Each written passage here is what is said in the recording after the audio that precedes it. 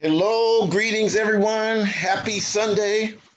Welcome. Hope everyone is maintaining the best physical, mental, and spiritual health through these very difficult times. For those of you who celebrate Father's Day, or you have a father you're celebrating, or you're one, we want to wish you the best of days celebrating that. A lot of us have children, biological children, but then we've also helped raise a whole lot of other children too. So even if you don't have a biological child, but you played that mentor role in someone's life, and you should celebrate today, because that means today is for you as well. So welcome to everybody. I'm really happy to be here today, as always, but especially today with Shakura on this day. Doing what she and I do, trying to make, to the best of our ability, a contribution towards advancing our struggle and advancing society. That's how we celebrate holidays. That's the only way we celebrate holidays. So we're glad that you all are here. Again, hope all is well. Just a couple of the usual housekeeping items. We will be definitely keeping everyone on mute just to make sure that we're able to go through the program in an organized and coherent fashion. But if you have comments, of course, you can place them in chat, and we will always leave time to lift up whatever contributions people are making. So please do that. If you're on Facebook, you can add comments there, and we will check those as well. And so as we do, we start by acknowledging the indigenous peoples of the Western Hemisphere, always recognizing that they are the proper caretakers of this land. They are the people who were wronged. They were the people who were looted and whose land was stolen. And our focus is on doing everything we can to help them get their land back, get it back. So we acknowledge them. We acknowledge the African ancestors. And to be honest, we aren't like really big Juneteenth people. It's kind of interesting to me. Everybody all of a sudden knows what Juneteenth is, which is, I guess that's good. But we aren't really huge Juneteenth people, because in our view, the enslavement of African people is still happening. So we don't really see that there's anything to celebrate. And we don't if you've been paying any attention to us, then, we don't see the struggle as just a U.S. struggle. It's a worldwide struggle. Our problem didn't start in the U.S., so it can't just be solved in the U.S. So we don't just see slavery being eradicated in the U.S. as, a specific thing. Slavery was all throughout the Western Hemisphere, and eradicating chattel slavery was just the first step. We're still engaged in a 500 plus year struggle for our freedom. So no disrespect to Juneteenth. I grew up my whole life aware of Juneteenth and participating in Juneteenth events, speaking at Juneteenth events, organizing them. So I'm not against Juneteenth, but that's the reason why we hold up African Liberation Day. And the capitalist power structure, they'll acknowledge Juneteenth because Juneteenth doesn't demand anything from them.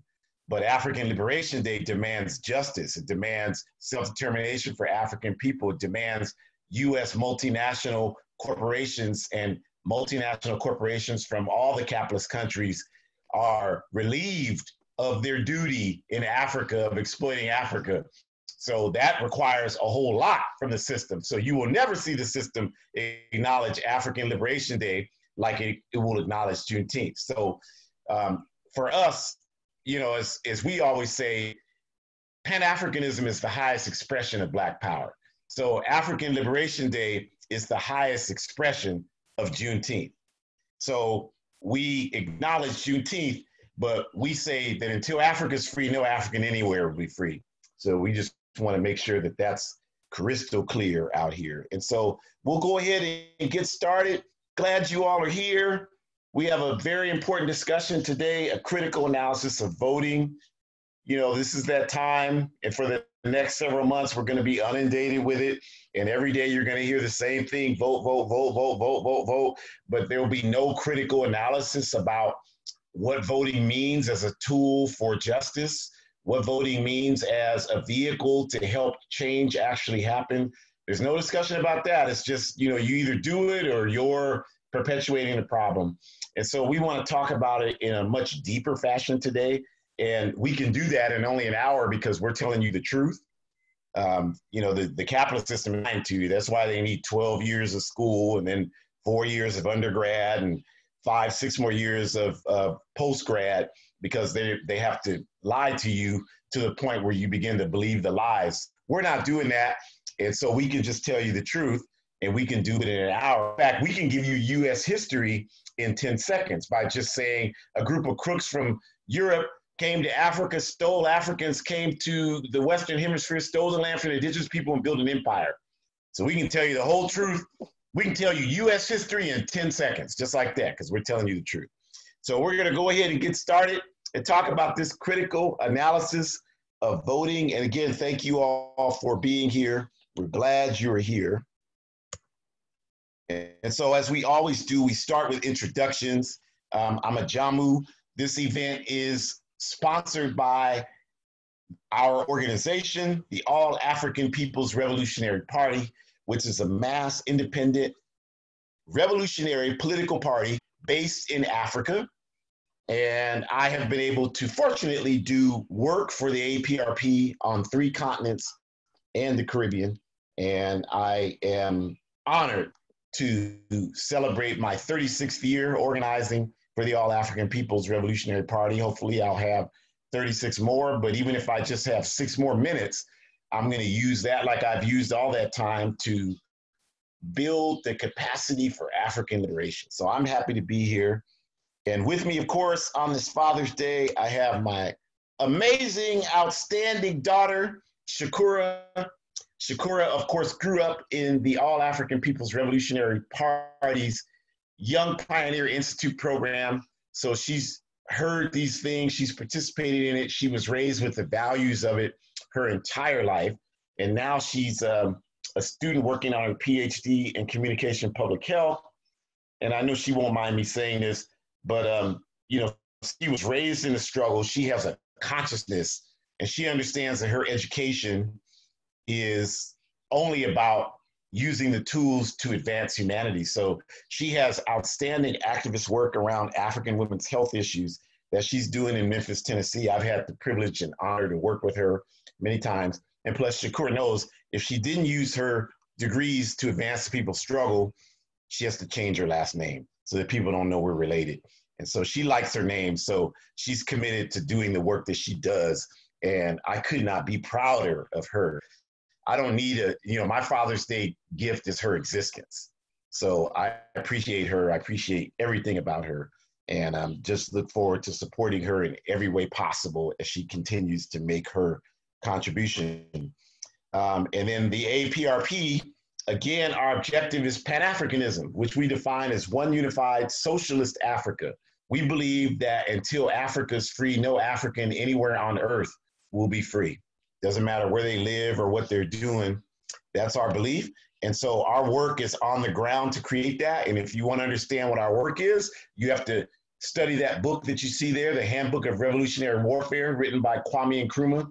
That's our handbook for the African Revolution. In that book, he calls for the unity of Pan-African revolutionary formations on the ground in Africa into one party with one objective, one unified socialist Africa. So those logos you see there, Pan-Africanist Congress of Tanzania, fighting for one unified socialist Africa. The African Party for Independence of Guinea-Bissau, PAIGC, same thing. The Democratic Party of Guinea, same thing. The Zanian People's Organization, same thing. The Amilcar Cabral Ideological School, same thing. The Zimbabwe Movement for Pan-African Socialists, same thing. The All-African People's Revolutionary Party, same thing. All of us fighting as one for one unified socialist Africa. So that's our work. And along with that, we are not struggling in isolation. We are in unity with other movements for justice in this world. And so we maintain highly principled relationships with those organizations from other liberation movements, the Indigenous Peoples Movement, Filipino National Liberation Movement, Irish National Liberation Movement, Palestinian National Liberation Movement. We maintain those relationships. We don't just talk to you about it. Like, we're in conversations right now with one of the Filipino National Liberation Movements, Gabriela, the women's movement in the International Filipino Movement. They want to intensify our work together as organizations. So we're talking to them right now. So that's what we do. That's who we are, and that's what we do. So with that, I'm going to go ahead and turn it over to Shakura to start us off talking about a critical analysis of voting. Okay, greetings, everyone. Thank you so much, Daddy. That was very kind and heartfelt what you said, and the pleasure is all mine. As I said last week, I don't see my life being any different than what it is, and you're right. I would change my last name if I did not uphold the same principles, and I would be the one willing to change my last name, because this name means that I've earned the right to put the work in. So I do agree with you on that, even though it's still funny to hear you say that to this day. Anywho, so greetings, everyone. I hope all are well. I am so excited to talk to you today. And the first thing I want to bring to your attention is, as you see the bullets here on the slide, it's important to note that although the original Constitution of the 1770s provided the right of, air quotes, citizens to vote, Africans, other colonized peoples, and European women or white women were not considered citizens. So even that definition was kind of flawed in terms of who fit that narrative and who fit that profile. So as we think more about European women and how they have come to use her story, if I can use that word, to kind of fit this frame of what they're trying to get out of the world, European women fought and won the right to vote in the early 20th century. But the level of resistance to their ability to vote never translated into anything violent or terror. It was directed at African rights to vote because, for the most part, white women or Europeans have always exercised their right to vote in ways that uphold white supremacy. So we talked a lot about this last weekend in terms of just maintaining that status quo, right? And one thing that comes to mind when I think of that is, since starting this journey of starting this PhD program, I've been extremely interested in just learning as much as I can in any way, shape, or form. And so part of that has been understanding that the Ku Klux Klan, for example, had a subdivision known as the Women's Ku Klux Klan. And for those that aren't familiar, I can go into more detail about it, but the bottom line is it was established in the early 1920s, and they basically upheld the same beliefs and principles that the KKK was upholding and believing. The only difference is because European women knew that they weren't allowed to be a part of the Ku Klux Klan, they started their own organization to further oppress other people, even though they themselves were oppressed, which I always find to be interesting. And not to go off topic, but that would be the same argument of quote unquote the word feminism, and who does that word really apply to? Because I've seen memes before that suggest that the word feminism is just a way of saying high heels that support white supremacy. And I do agree with that definition. So not to go off topic, but just as we think about how white supremacy is this whole narrative that's being protected, voting would be nothing separate of that. Everything is based on maintaining that narrative. It's like a machine, you got to keep it oiled. And that's how white supremacy and capitalism flow so well together, because they depend on each other in more ways than one. So as we think about white supremacy and as we think about the 15th Amendment, despite the efforts of the 15th Amendment being passed in 1870, violent terror against Africans was designated to intimidate us against exercising voting rights, which became institutionalized during that particular period of history.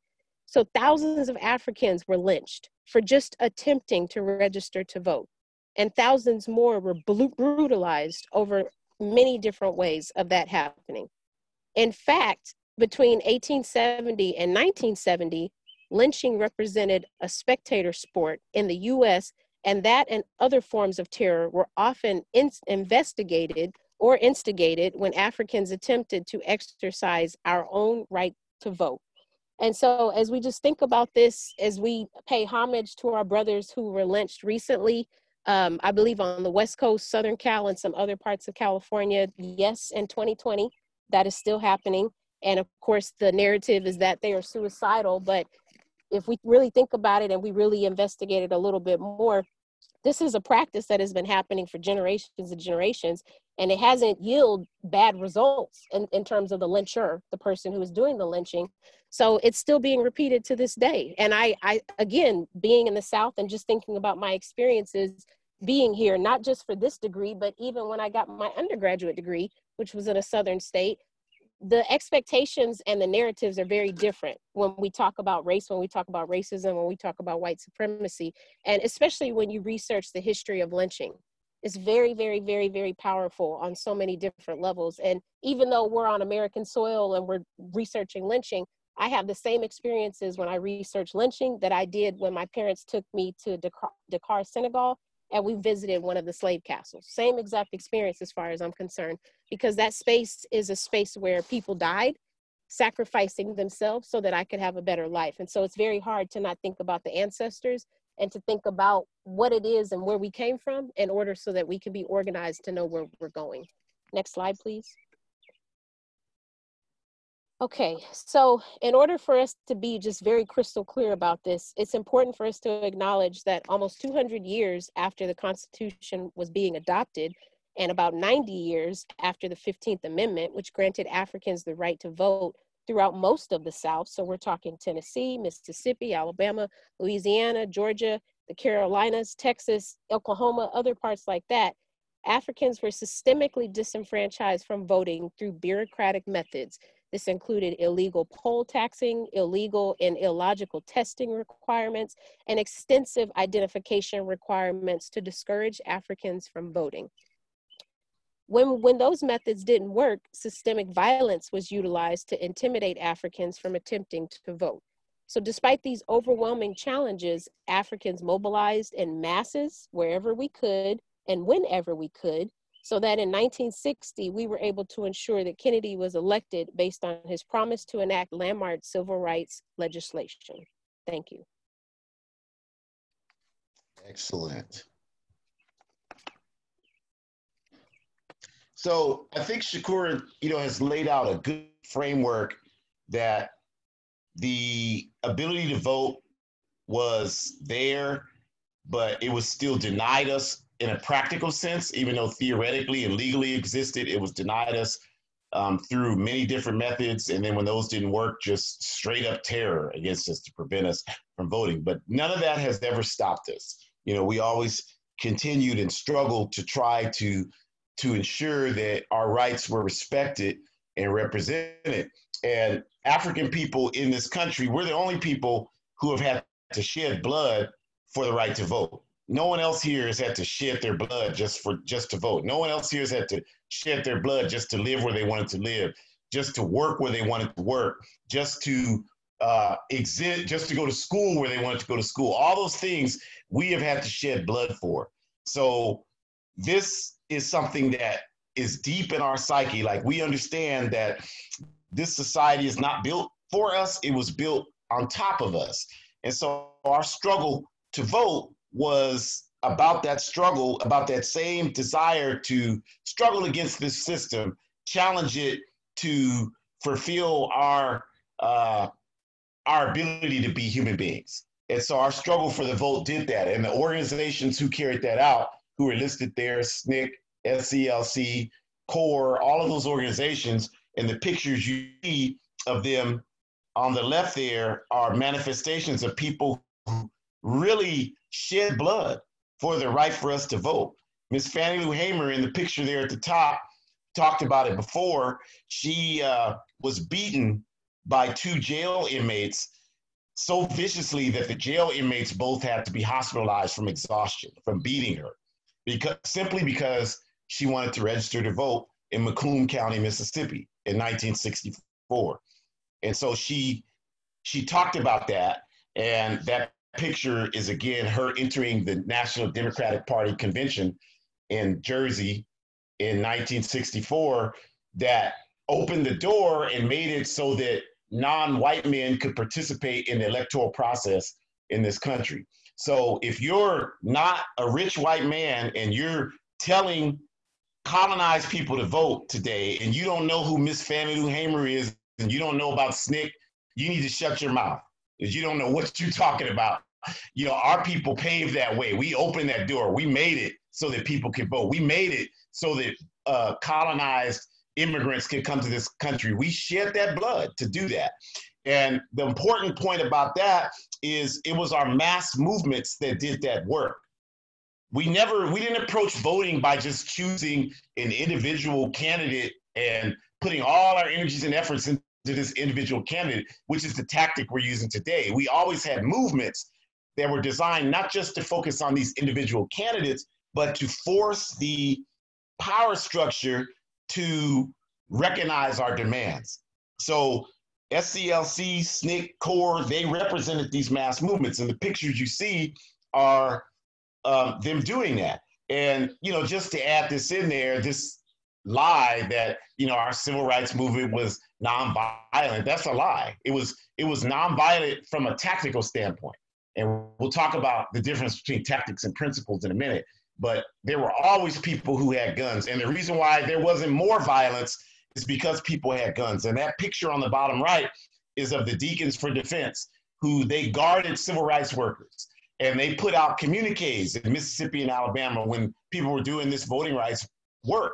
And they said, if the Klan comes here today, they better have good burial insurance. And they were the reason that more violence, that's why you don't have any examples of violent Ku Klux Klan, violence from the Ku Klux Klan, White Citizens Council, any of them during any of the major marches in the civil rights movement, and that's because the Deacons were there. So that needs to be said, for those people who, have bought this narrative that, well, we turned the other cheek. Miss Fannie Lou Hamer, when they asked her about her Christianity, she said, I got a shotgun in every room. And if these crackers come in here, I pray to God for direct aim. I'm all for that type of Christianity. I'm all for that. I believe that 100%. So our movements created the right for us to vote, just like our movements ended slavery. Abraham Lincoln did not end slavery. Our movements, not just in this country, but everywhere in the Western Hemisphere, we were engaged in massive, consistent slave revolts. That's what stopped slavery. It became untenable. It became unsustainable because of these slave revolts. And even Abraham Lincoln said that in his address in the Emancipation Proclamation. If you just read it, it's right in there. He talked about it, that it was untenable because of these slave revolts. Not just in this country, but in the Caribbean, South America, they had the Maroons, the Quilimbos in Brazil. Our people rose up and fought back every second of every minute of every day. So we have to say that because there's this narrative out there that we just never fought back. And like anybody that whenever they say that, I know they just don't read. You know, they don't know our history because that's never been us. And the voting, our ability to vote is the same thing. We fought for that. We won that right to vote. It was denied us and we won it. And so what lessons did we learn from the Voting Rights Act, or rather voting rights work that happened? And I just want to, you know, point to Kwame Ture, who was at Stokely Carmichael, a key figure in voting rights activism in SNCC in the 60s. I mean, I think if anyone that was arrested 27 times fighting for the right to vote is a key figure in that fight. Because I doubt anybody on this call has been arrested once for voting. So his words matter on voting. They matter. They should matter to everybody on this question because he paid the price for it. He sacrificed, him and so many other people. So he said that voting is a tactic. It is not a principle. It is a tactic. It is not a principle. And this is so important that we understand that there is so much confusion about this today. What was he talking about when he said that? Well, what he said is you have to understand the difference between principles and tactics. Principles are values that you hold. They're values that direct your life.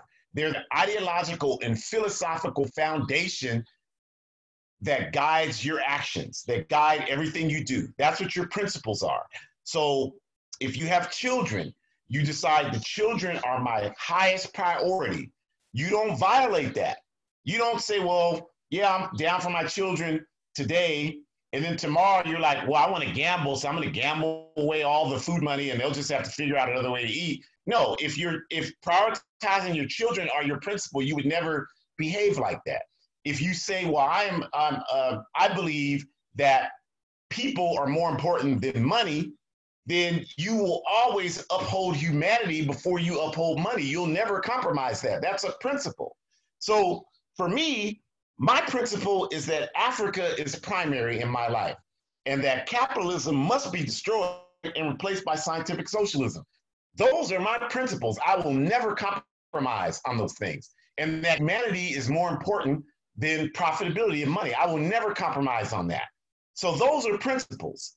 If you believe in Jesus Christ, for example, that's a principle you have. So you're not like, let me wake up today, let me see if I believe in Jesus today or not. No, you believe in Jesus 100% of the time. You have faith, your faith is unwavering. That's a principle in your life. That is totally different than a tactic.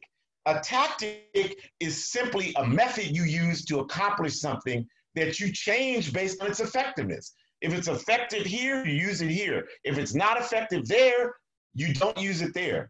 And so what Kwame Ture is saying is that voting is a tactic. It's not a principle. They present it to us today like it's a principle. If you don't vote, you're betraying the ideals of our ancestors. No, that's absolute nonsense. Our people did not fight for the right to vote. They fought for freedom, and voting was one tactic to achieve freedom, nothing else. It was one tactic, and it can work effectively in some instances. In some instances, it's not going to work. And that is, there's no question, there's no logical argument against that.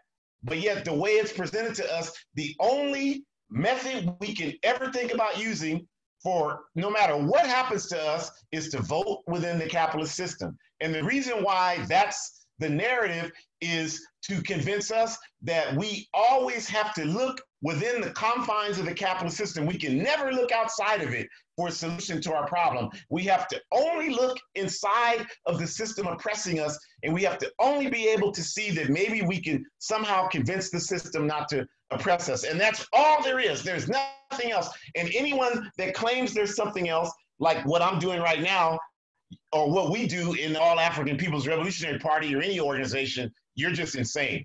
And you don't need to listen to that person because they've lost their sanity. So we just want to remind you, all of these pictures on the left are people who did not vote, did not hold elected office in the US, but had major contributions on our struggle here for forward progress. So the Student Nonviolent Coordinating Committee didn't elect people to office from SNCC. They were grassroots organizers. Kwame Nkrumah was The president of Ghana, Malcolm X, never held elected office in this country. You know, he didn't do that. Sekou Touré, the president of Guinea, invited a SNCC delegation to Guinea in 1964, and that trip had a whole lot to do with intensifying the radicalization of SNCC. All you have to do is study it. You can read it in John Lewis's autobiography. He talked about it.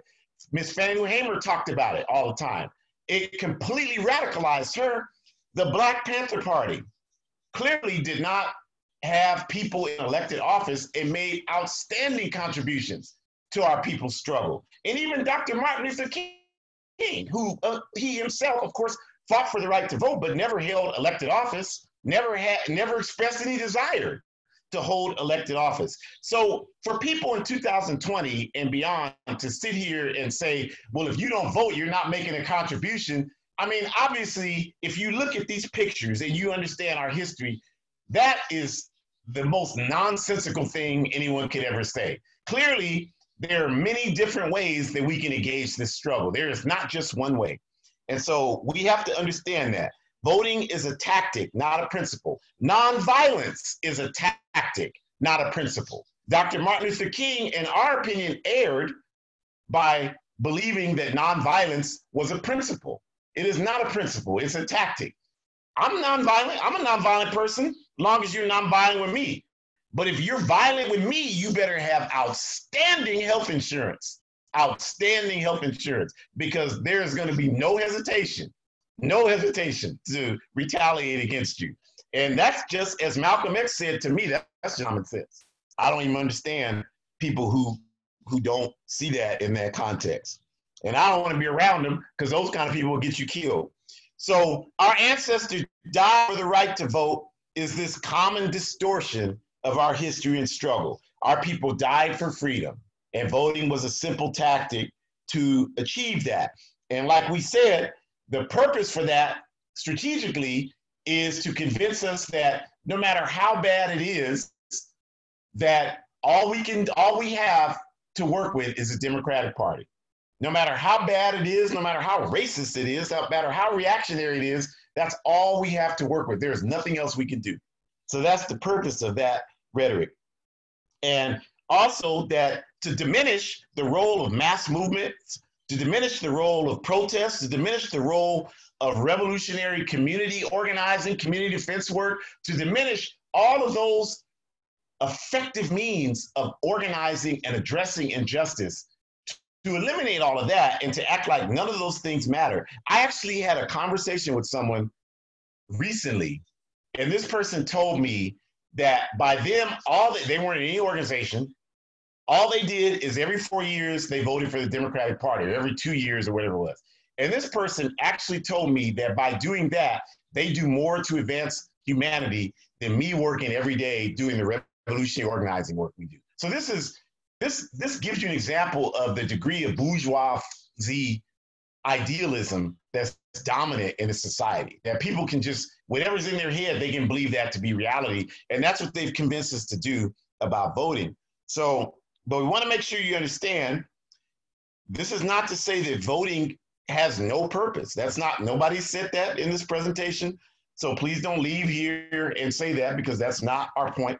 Our point is simply to establish again that voting is a tactic, and then to talk about that dispossessed people who don't have power, who don't have the ability to determine their lives, that the power is never going to be found in the tools of the institutions oppressing them. Dispossessed people have to find their power on their own. They have to develop that internally. There has to be an internal dynamic that produces that power. Nobody is going to give it to them. You can't name one example in history where an oppressor has provided power to the people they're oppressing. The people who have gained power have gotten it by seizing it, by organizing and seizing it. So that has to be understood, that the power of the dispossessed, it belongs to them. It doesn't belong to the institutions. They can't get it from the institutions in the system that's oppressing them. And that also that the electoral process whatever we want to achieve there, and this is the important point about voting that we want to make today. If you believe that the Democratic Party or the Green Party or whatever party you're backing is a legitimate tool to bring about justice, we are not here to argue with you about that. But what we will tell you is that you can't just, your whole platform for the Green Party can't just be supporting Jill Stein or Ajamu Baraka. That's a great brother. I respect him a great deal, but you have to have a movement. And I know he would even agree with the statement. You have to have a movement that's backing you, in ensuring that whoever you elect, you have the accountable. This is the part that we miss today. We don't understand that about anything. And that's why we struggle the way we do. Our labor unions, the labor unions are only as strong as the membership. If the membership is weak, the labor union is weak. What we're doing in our labor unions today is we exist primarily on the illusion of power, but we really don't have a mass of people who are ready to shut this system down in our labor movement. We don't have that today. And that's what we have to build to create, because that's where the power is. And the people who have that power don't even realize they have it, because we don't have any knowledge or respect for mass movements today. We think that everything happens through the system. So you just go down to City Hall or you just run for office yourself, and that's where the power is. The power is in the mass movement. You can, from the mass movement, you can do those things. You can run people for office, but if you don't have the mass movement, you have no ability to hold the system accountable. So at the point where the system says, you know what, that's it, I'm not going to do it. Because they'll do that. Juneteenth. Well, Juneteenth is not requiring them to do anything by just acknowledging Juneteenth. There's no power transfer by them acknowledging Juneteenth. So they'll do that all day. But when you get to the point where you're like, I'm demanding not only that you recognize Juneteenth, but you eradicate, you let people out of these prisons, you eradicate these systemic institutions of you do all that, then when you do that, they're going to say no. And when they say no, what are you going to do? What's going to be your response? If you have no mass movement, you don't have a response. There's nothing you can do except get mad and get high to blunt the anger that you have. That's all you're going to be able to do. So if we want to do something about it, we're going to have to be able to say we got to have an ability to put leverage on our side against them, to force them to move. That's what the Civil Rights Movement did. The only reason why there was a Voting Rights Act, Shakur mentioned Africans got the right to vote in 1870, but we couldn't execute it. That's why they had to come back in 1965 with a second Voting Rights Act under the Johnson administration. Even though there already was one, they had to come back and create another one because people terrorized us to prevent us from utilizing it. But the only reason why the 1965 Voting Rights Act was passed was because of the pressure of the Civil Rights Movement. People all over the world were seeing our people being brutalized because we were just simply trying to register to vote. Just like today, people are seeing our people being shot down in the streets by these racist Gestapo terrorist police. So when that happens, when you have that movement, people on the streets bringing that question, people see that, it creates pressure. Now you don't see it, but now you have governments talking trash to the U.S. in the international arena. Yeah, we don't want to sell you that at that price because you're shooting down the African people there. This is what's happening, you all. This is what's going on, right? This is why they're pressured for these reforms. That's why they have to do that, because they're afraid of the consequences if they don't do that. But that's because there's millions of people pushing them to do that. And that's what was happening in 1965. Lyndon Johnson did not want to sign the Voting Rights Act. He did not want to do that in 1965. Even that ridiculous movie that they showed, it was with Anthony Mackie. I don't remember the name of the movie, but it was Anthony Mackie was playing Martin Luther King, and somebody was playing Lyndon Johnson. They showed that even in that silly movie, that Johnson did not want to sign the Voting Rights Act. He was forced to sign it because the Democratic Party was dependent on the African vote. And the African vote was being mobilized by those organizations I mentioned to you. And they had to recognize that. So if they delayed on ensuring that Africans everywhere were protected, that the federal government was protecting our right to vote, they were basically sabotaging their future. So he had to do it. So that's because of the movement. It wasn't because of any moral ground that he stood on or any righteousness in his heart. He didn't have any of that. You know, he was very happy to continue with segregation. So mass movement is the key. We have to have that. We have to have that. If we don't have that, all we have is empty demand. So those of you who believe in the electoral process in this capitalist system, you need to be organizing a mass movement, not just supporting individual candidates. That clearly that is not working for us. We have nothing to show for that. We have nothing to show for that. We have nothing concrete. What do we have? Like people talk about Barack Obama all the time. What do we as a people have concrete to show for that? And don't tell me the Affordable Care Act, because he doesn't get credit for that. Our people have been fighting for healthcare reform for decades. All he did was just respond to the pressure to do that and respond in a way that was much softer than what people were demanding in the first place. But you can go back to the 1920s. The Communist Party of USA had a platform for healthcare in this country, so he doesn't get credit for that. But I'm saying in terms of stepping up and dismantling white supremacy, we have nothing to show for that, because he can't do that, because he has to appease all these other people, because we don't have any power to hold him accountable. So all he can do, all he does is when he was president, get up and tell on Father's Day, tell African fathers we need to take care of our children, like we're the only fathers that don't take care of our children. He didn't specify white fathers not taking care of their kids. Only us. The African president did that. And that might not mean anything to you, but that's deeply offensive to me, because I know why he's doing that. He did that to appease racist white voters that he needed, that aren't really comfortable with a explicit African agenda.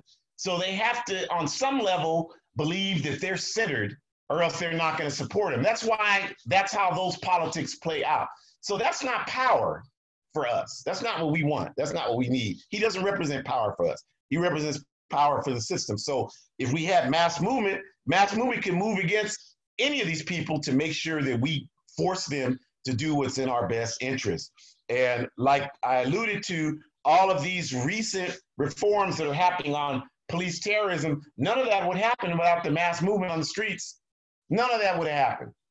In fact, if it would have just been the videos, they would have extended them away, and they just keep killing us. They haven't stopped killing us, but they would just keep doing that, and there wouldn't have been any reforms came. Like people say, well, rioting does absolutely no good. Well, the fact that cities were on the verge, when these stores have these signs, Black Lives Matter, what that really means is, please don't burn my store down. That's what that means. That's a demand. That's leverage. I don't care what you say. That's leverage that we are benefiting from. So you can sit there on your high horse and look down on people who rebel in the streets, but they're the ones who are forcing this system to give concessions. It's like the young African in LA, after the LA rebellions in '92, Oprah Winfrey went there with her petty bourgeoisie self and stood up in there and, well, I don't understand why you rioted. What good did it accomplish by rioting? And when that young person spoke, he looked at her and said, it got you down here. So don't tell me that. Like, there are all types of tactics. I don't have any problem with urban rebellions. The only thing that I want to see is not a spontaneous thing that lasts a few days and then goes away, and then we have to just do the whole thing over the next time, but organized revolution. That's what we want to see. So mass movement, whatever way it plays out, protests, community defense, revolutionary Pan-African organizing, socialist organizing, anarchist organizing, whatever way it plays out, that's what we need, you all. And if voting is a part of your platform with any of those things, as long as you have that in place, more power to you. So that's the last thing that we wanted to point to in regards to that. And just to reiterate, just saying that we have to have people in organizations. People have to be in organizations working for justice. You can't have mass movement if you don't have people in organizations. Just think about it for a second. Think about 10 people you know, just any random 10 people you know. And I guarantee you, just in your family, neighbors, just make sure you have to include some neighbors, you have to include your family, you have to include, all of that. And I guarantee you, if you think of 10 people in all those categories, I guarantee you 60 or 70% of them are not in organizations. I don't even necessarily know you, and I know that's true. And if you're thinking of 10 people and you think, what organization? Oh, they're not. Oh, they're not. They got all the opinions in the world, but they're not in organizations. So imagine that, take that for a second, and then say that 60, 70% of the people you knew were in organizations. That right there would take our societies up several notches. Because if all those people, if 6 or 7 out of 10 people were in organizations, then that means with political education happening, that means people are studying. So you don't have this rampant ignorance that's out here right now. You don't have this, thing happening where African people been here 500 years.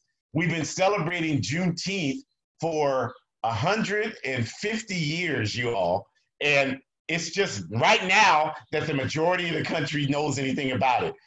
We would eliminate that kind of rampant ignorance because the political education would ensure people know, that people know the histories of people, that people know the things that are important to indigenous people. People know the things that are important to Muslims. People know the things that are important to Asian people, to Filipinos, to Koreans, to Chinese, to Japanese. People know how to tell them apart and not be ignorant about that. People know how to understand the cultures. Asian Pacific Heritage Month last month. Most people don't even know that. So people know the accomplishments of people to bring about justice in this society. So with political education, so just with people knowing all those things, it raises the quality of the society several notches. And then the humanity improves because people develop a respect and appreciation for humanity. Just by people belonging in organizations, these things happen. People have a respect because when you're in organizations, the first thing you have to understand is that it's not about you. It's about the cause that you're fighting for. So that teaches you humility. You learn that. And so you begin to respect and honor other people in this world. And that becomes a cultural phenomenon that becomes dominant. Right now, that's not dominant. What's dominant now is individualism, rampant individualism. So I'm at my place where I drink tea and do my writing, and I'm talking to one of the workers, and they love me because I treat them so well. I come in there, I respect them, and they love me coming in there. And if people are rude to them, I stand up and call out to people being rude to them, so they love me in there. So I'm asking the young European gentleman that works there, how you doing today? And he's like, man, these people are so rude. I wish everybody was like you when they came in here. And I'm like, and I'm telling him the reason why that happens because it's such an individualistic society. Even though there's a pandemic, there's all these struggles against injustice. People, for the most part, still it's all about them, the self-entitlement, what they need at the moment. That's all they care about. Well, if you had 70% of people in organizations, that's the best way to eradicate that and create more of a humanistic society. So, that's why every week we're telling you all, people got to be in organizations. That's how we solve this stuff. And people don't believe that, but if we engage in that process, that's the way we break down all of these barriers, all of these challenges, all these things that prevent us from moving forward. And the political education piece, and then having work going on against the oppressive elements. Because the way we see it, capitalism is the problem. White supremacy, patriarchy, homophobia, those things are appendages. They're the arms and legs of capitalism. So if we want to break all those things down, like we talked about last week, we have to break all those things down. We have to have an analysis about capitalism. That's where the political education comes through. If you sit there like, this is the problem now, is people are saying, I see it every day. I hear it all day, every day. Well, the police They have to be here to protect and serve us so that our country can live up to the ideas that it was founded on. I want to vomit every time I hear when was this country founded on values of equality for people? That is a lie. That's never happened. You all stop saying that. That is so ridiculous for people to keep perpetuating that lie. The people who wrote the Constitution in this country, they didn't even see us as human beings. They were not writing that document for us. That document has absolutely nothing to do with us. That's why the things in it have never applied to us. So stop trying to force that down our throats. It is not going to work. We are not going to accept that. The 4th of July is not our holiday. I burn U.S. flags on the 4th of July. I will continue to do that. That is not for me. So stop trying to tell us that. But if we had political education, we wouldn't have that, because people would know, okay, the quote unquote founding fathers were slaveholders. George Washington, Thomas Jefferson, they owned African people as slaves. They sold us. George Washington bought my ancestors for 2 kegs of molasses. How in the hell is he going to be my founding father? That is not possible. So we would know that if we had political education, and we wouldn't have to, go through this. That's why we're going through this now, because people don't know that. People, well, why are they so upset? They're so upset. It's not just the Confederate statute. It's everything in America is based on white supremacy. What here is not based on white supremacy? Everything is based on white supremacy. Everywhere. Everywhere you look, there's highways named after police. I guarantee you, if you go through their record, that they engaged in white supremacist behavior against colonized people. I guarantee, even if they didn't do it themselves, they know somebody that did, and they didn't out them, they didn't say anything about it, so they're just as guilty. Everywhere you go, there's highways, that's white supremacy. Everywhere you go. So the only way that changes is we have to get people engaged so that we demand a better society. Because if we're not steeled and understand this stuff, then they'll trick us, they'll misdirect us. And you see some of that happening right now with some of the things that are being said. Oh yeah, we'll do this, we'll reform that, and it's not really going to change the problem. So that's why it's important to be in organizations with the political education. So we hope that you do that. And we want to invite you, if you're African, we certainly want to invite you to join the All African People's Revolutionary Party. It's really simple. For 6 months, all you have to do is participate in our work study process. You go to meetings every 2 weeks. You read 70 pages every 2 weeks. You read, that's 5 pages a day. And you just read that. And you participate and you discuss the reading. You should be doing that anyway.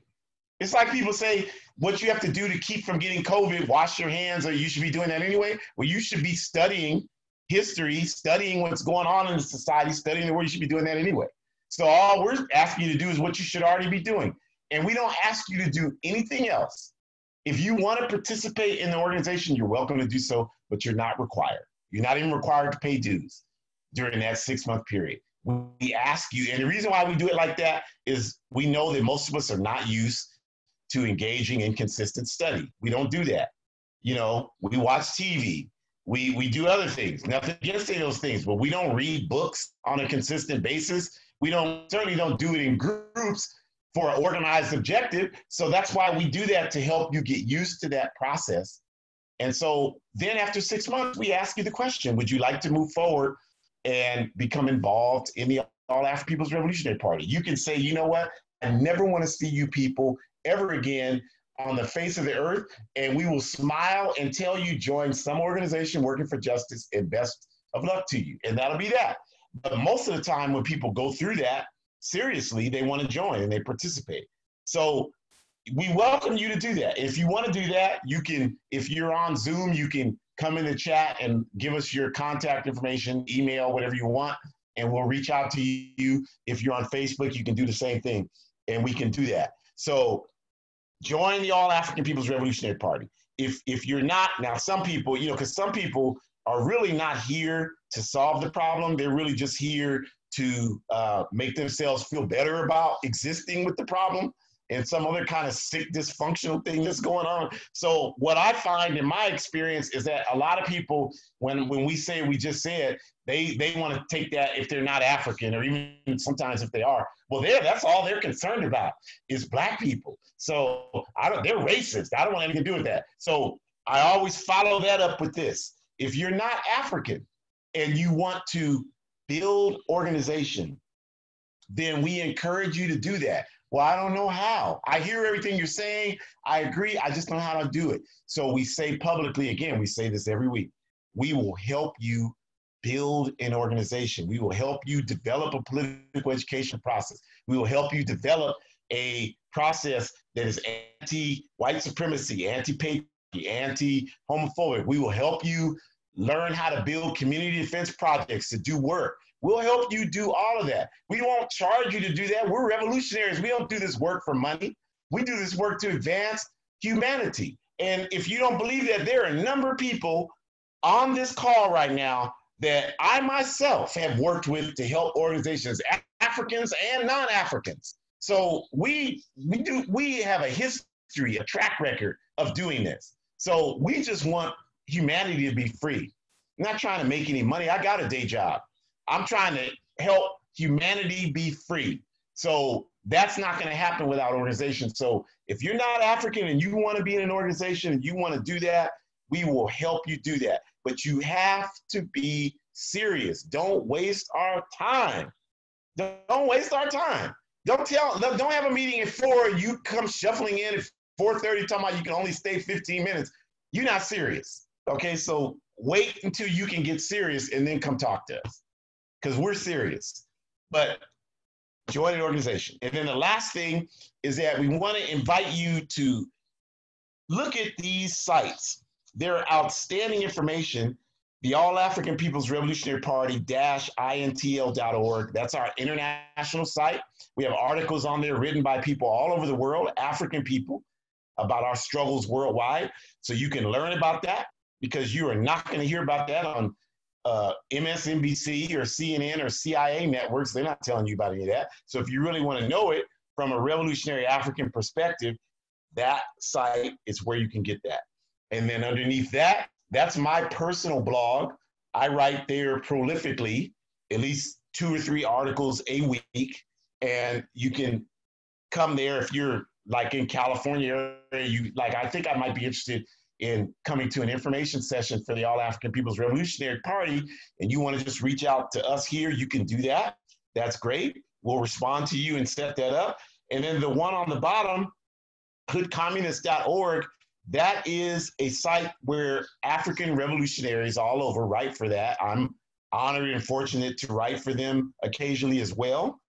And these are independent, revolutionary African resources where you can get perspectives on things from that individual revolutionary African perspective, because that information is not out here in society. And I see you all, you think you understand our movement, but you don't know what you're talking about. And the reason why you don't know what you're talking about is because you're not studying African organizers. You're not studying our movement and our people. You're listening to stuff on social media or wherever you're getting your information, and not right. So here's some reliable sources that can help you understand. So, don't just get on the Juneteenth bandwagon and you didn't even know what Juneteenth was 6 months ago. That's great. You know what it is now, but don't stop there. Find out what African Liberation Day is. African Liberation Day is a higher expression of Juneteenth. It's celebrated by African people all over the world, not just in the US. So find out about that. Know about that. If you don't know, today, you're like, okay, I'm an expert on Juneteenth now. I don't need to know about African Liberation Day. Well, that's the problem. That's the problem right there. So I don't care, Africans, Europeans, Asians, find out about that. Find out about all of these struggles. Know about on Thanksgiving.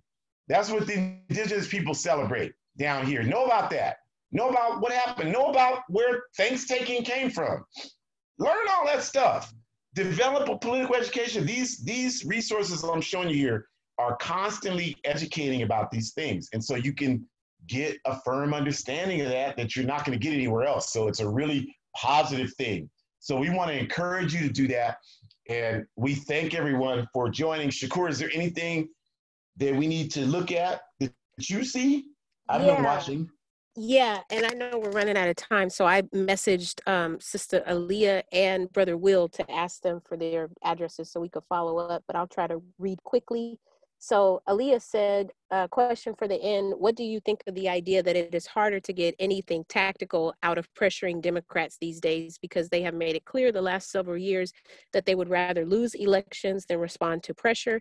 Is this a marker of the party doubling down on keeping the working and colonized classes out of any fragment of a foothold, or is it a more of a marker of the weakness of those movements themselves and not some internal strategy by the party? And I'll let you respond, and we can talk later about Will's comment. Yeah. Okay, so, I think it's like we said, there is no movement. And the Democratic Party elites know that. And I think we have to understand who runs the Democratic Party. The Rockefeller family runs the Democratic Party.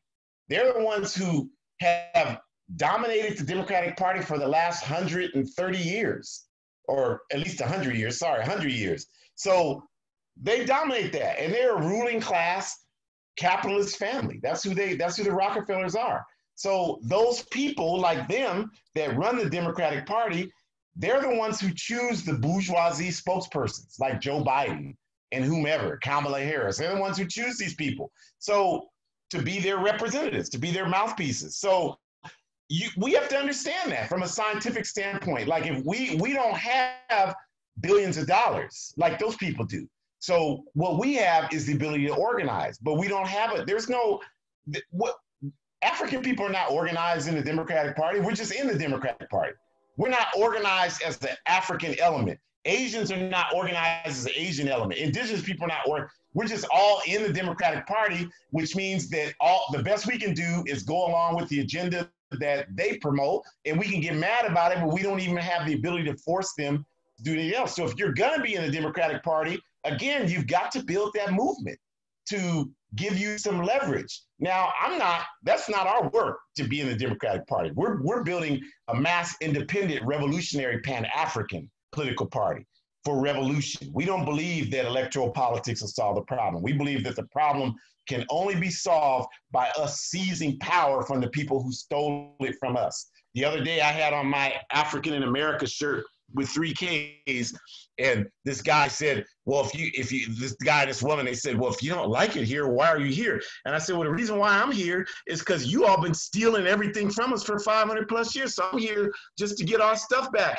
And the minute we get it back, trust me, I will be gone, and you will probably be gone here, because everything here, all this wealth will be gone because it's all stolen. And most of it is stolen from Africa. So you'll probably go back to Europe. I'm not going back to Europe. I said, well, then you'll sit here in the caves or whatever you're going to do. I don't know. But that's why I'm here. So that's our work. That's what we're doing. But if you want to be in the Democratic Party and you see that as a vehicle for change, it's got to be a mass movement. Got to be a movement to make that happen. All right. So with that, we're going to go ahead and let everybody enjoy the rest of their Sunday. Those of you celebrating Father's Day, my lovely daughter is across country, so I'm going to imagine that she's here. I'm going to imagine that a special person is here also, and I'm going to go out and grab food for myself and listen to music and read and enjoy the rest of my evening. We want to thank you all for coming in here and participating. We hope that you enjoyed it. Spread the word. We'll be back next Sunday again. We're going to keep going. I'm going to steal the words of my friend who's on here. I know Bobby Roy, when he says we have no quit in us. That's absolutely right. We have no quit. So we'll be back next week. We thank you all. We appreciate you. Forward ever, backwards never. Stay strong. Organization decides everything. Have a great evening.